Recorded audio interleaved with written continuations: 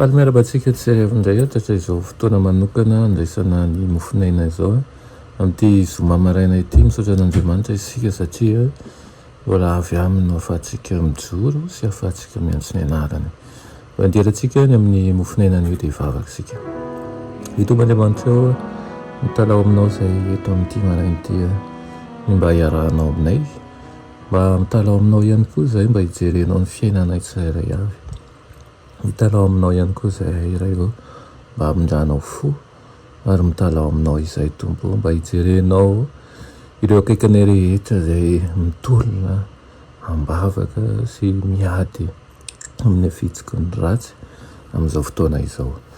Mitenena raha eo fa voninkanao anao izay aminaran'i Jesosy. Amen. Lohateny mofinainantsika androany dia maneho Kristy mameno ny heritreritra rehetra.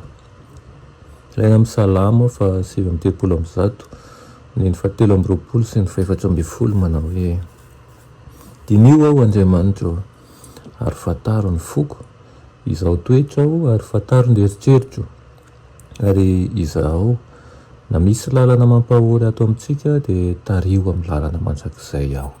Amen. Misy no mahatsapa fa adidy ny mifeny heritreritra sy ny fisainana. Sarotra nefa ny mihazona ny saina tsy voafeha hifantoka amin'ny zavatra mahasoa, fa raha tsy ampiasaina araka ny tokony ho izy ihany koa ny heritreritra dia tsy roboroba ao amin'ny fanahy ny fivavahana.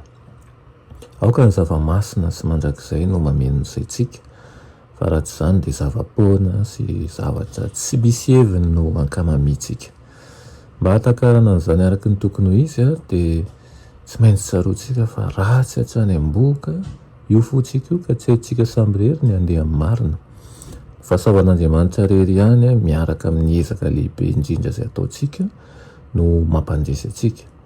Aoka ny saina sy ny fo atokana ho an'ny fanompoana an'Andriamanitra, mananjo hitaka an'izay rehetra momba antsika manko izy.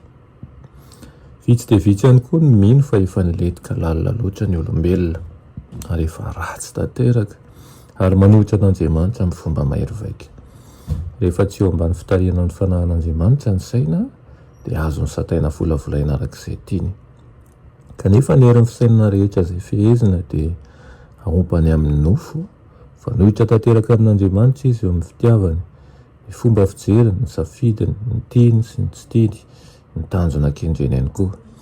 Tsy manentona azy izay tian'Andriamanitra sy ankasitrahany fa izay alan'Andriamanitra indray aza, izany no mahafinaritra anazy. Raha mitoetra ao am-po Kristy dia ho eo amin'ny eritreritrintsika rehetra nefa izy. Ny eritreritrintsika lalina indrindra dia hifantoka aminy sy amin'ny fitiavany sy ny fahadisoany. Izy no hameno ny hevitry ny fisainana rehetra, hifantoka amin'ny Jesosy ny fitiavantsika ary hifandray aminy amin'ny fanantenana isika. Ny fiainana iainantsika ankehitriny amin'ny finoana ny zanak'Andriamanitra amin'ny fiandrasana sy fitiavana ny fisehoana no fifaliana ambony indrindra ny fanahy. Izy ny satroboninahitry ny fiainantsika. Ireo izay nanazatra ny saina hita fifaliana amin'ny zavatra ara-panahy no azo afindra sy ahatanty ny fahadisoana sy ny fahamasina ny voninahitry ny lanitra. Fa dia mahereza aza, mareza lahy, mareza anabavy, fa ampitoera ao am-ponao Kristy.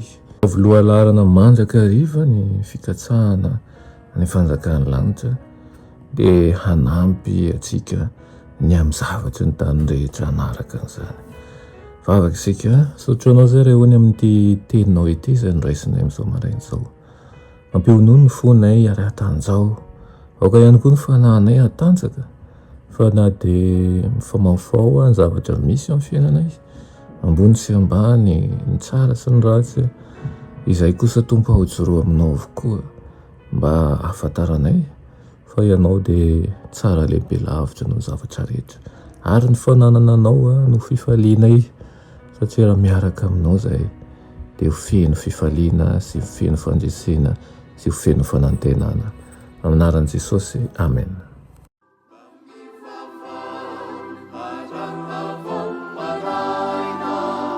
Sarovinao ilay mpanao anahy.